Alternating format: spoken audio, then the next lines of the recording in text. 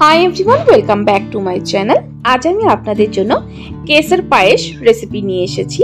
এই কেসরের পায়েস কিন্তু খেতে দুর্দান্ত লাগে। এই কেসরিয়া পায়েসের কিন্তু টেস্টটা একটু অন্যরকম হয়, দেখতে খুবই সুন্দর লাগে। আর পায়েস বাঙালিদের একটা প্রিয় ডেজার্ট রেসিপি, শুধু বাঙালিদের নয় সকলেরই খুবই প্রিয়। তো কিভাবে তৈরি করবেন এই কেসরিয়া পায়েস, তো চলুন দেখে নেওয়া যাক আজকের এই ভিডিওটিতে। পায়েস তৈরি করার জন্য একটা কড়াই বসিয়ে দিয়েছি, এর মধ্যে দিয়ে দিলাম অল্প পরিমাণ জল।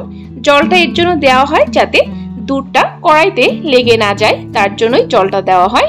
এখানে আমি 500 ml দুধ নিয়েছি, আর এই দুধটা কিন্তু গরুর দুধ, আপনারা যে কোনো প্যাকেটের দুধ ইউজ করতে পারেন। দুধটাকে কড়াইতে ঢেলে দেব। এখন দুধটাকে ভালো করে ফুটিয়ে নিতে হবে। গ্যাসের ফ্লেমটা হাইতে করে একটা বয়েল আনিয়ে নেব। দুধটা বয়েল আস্তে আস্তে, তো চলুন চালটা আপনাদেরকে দেখিয়ে দিই।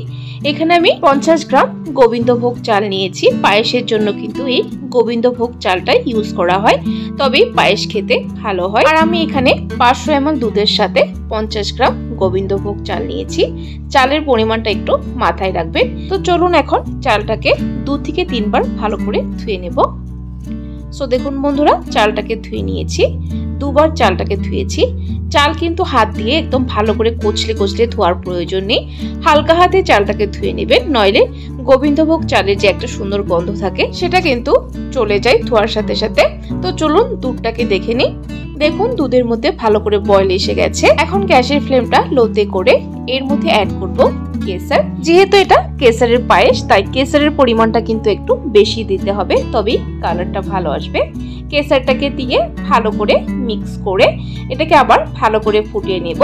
যতক্ষণ না কেসরের কালারটা বেরিয়ে আসছে ততক্ষণ অবধি দুধটাকে ফুটিয়ে নেব। লো ফ্লেমে কিন্তু দুধটা ফোটাবেন, নইলে দুধটা বেশি ঘন হয়ে যেতে পারে। সো দেখুন বন্ধুরা, দুধ ভালো করে ফুটিয়ে নিয়েছি। দেখুন কতটা সুন্দর কেসরের কালার এসেছে। কখনো কি হয়, কেসর দেওয়ার পরও খুব একটা ভালো কালার আসে না। যদি এরকম হয় তাহলে 1 পিঞ্চের মতো হলুদ গুঁড়ো দিয়ে দিবেন, তাহলেই দেখবেন সুন্দর একটা কালার আসবে। এখন ধুয়ে রাখা চাল অ্যাড করে দেব। চালটাকে দিয়ে কিন্তু সাথে সাথে এইভাবে মিক্স করবেন, নইলে চালগুলো দলা পাকিয়ে যেতে পারে। এখন চালটাকে দিয়ে ততক্ষণ অবধি কুক করতে হবে যতক্ষণ না চালটা সেদ্ধ হয়ে যাচ্ছে। আর চালটা সেদ্ধ হওয়ার সময় কিন্তু গ্যাসের ফ্লেমটা মিডিয়ামে রাখবেন, আর মাঝে মাঝে এইভাবে নেড়ে চেড়ে দেবেন, নইলে কিন্তু পায়েসটা নিচে লেগে যেতে পারে। অবশ্যই এইভাবে নেড়ে চেড়ে দেবেন। সো দেখুন বন্ধুরা, বেশ ঘন হয়ে গেছে। আমি একবার চালটাকে চেক করে নিচ্ছি।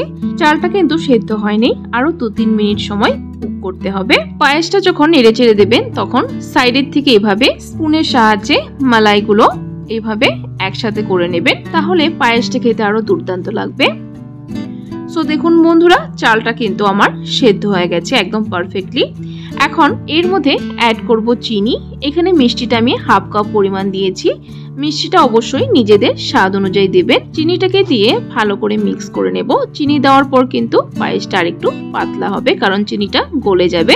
সো দেখুন বন্ধুরা, পায়েসটা কিন্তু একটু পাতলা হয়েছে, দেখে হয়তো বুঝতে পারছেন। এখন এর মধ্যে দিয়ে দিব এলাচ। 2টো এলাচ এভাবে থেতো করে নিয়েছি। যদি এলাচের গন্ধটা পায়েসে অপছন্দ করেন তাহলে স্কিপ করতে পারেন। এলাচটাকে দিয়ে ভালো করে নেড়ে চেড়ে মিক্স করে নেব। পায়েসটা কিন্তু আমার একদমই তৈরি হয়ে গেছে। পায়েসটাকে আর শুকাবো না, এটা কিন্তু ঠান্ডা হওয়ার পর আরো শুকিয়ে যাবে। সো বন্ধুরা, গ্যাসের ফ্লেম বন্ধ করে দিয়েছি। এখন পায়েসটা একটু ঠান্ডা হওয়ার পরই সার্ভ করব। অনেকে কিন্তু পায়েস ফ্রিজে রেখে একদম ঠান্ডা করে খেতে ভালোবাসে, বা অনেকেই বাসি পায়েস খেতে ভালোবাসে। তবে বাসি পায়েসটা কিন্তু খেতে অবশ্যই খুবই টেস্টি হয়। তো বন্ধুরা, আপনারা কিভাবে পায়েস খেতে ভালোবাসেন সেই হিসেবে পায়েস এনজয় করবেন।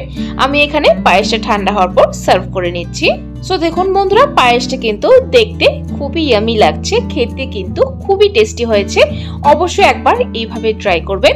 পায়েসটাকে সার্ভ করার পর উপরে একটু ড্রাই ফ্রুটস দিয়ে দিয়েছি। এখানে আমি পিস্তা দিয়েছি। আর যেহেতু কেসরিয়া পায়েস, এর উপর একটু কেসর দিয়ে সাজিয়ে নিচ্ছি। বাঙালিদের যে কোনো শুভ অনুষ্ঠানে কিন্তু পায়েসটা অবশ্যই তৈরি করা হয়। তাই এরকম ভাবে একবার অবশ্যই পায়েস ট্রাই করে দেখতে পারেন, খেতে কিন্তু খুবই ভালো লাগে, দেখতেও সুন্দর হয়। সো বন্ধুরা, আমার আজকের কেসারের পায়েস রেসিপিটি আপনাদের কাছে কেমন লাগলো ট্রাই করার পর কমেন্ট বক্সে জানাতে কিন্তু ভুলবেন না। যদি ভালো লেগে থাকে তাহলে একটা লাইক দিতেও ভুলবেন না। আরো এরকম রেসিপির আপডেট পাওয়ার জন্য আমার চ্যানেলটাকে সাবস্ক্রাইব করার জন্য অনুরোধ রইল। সাবস্ক্রাইব করে পাশে থাকা বেল আইকনটা ক্লিক করে অল করে দিবেন, তাহলে আমার চ্যানেলে যখনই কোনো নতুন রেসিপি আসবে নোটিফিকেশন আপনাদের কাছে পৌঁছে যাবে। ভিডিওটি দেখার জন্য অসংখ্য ধন্যবাদ।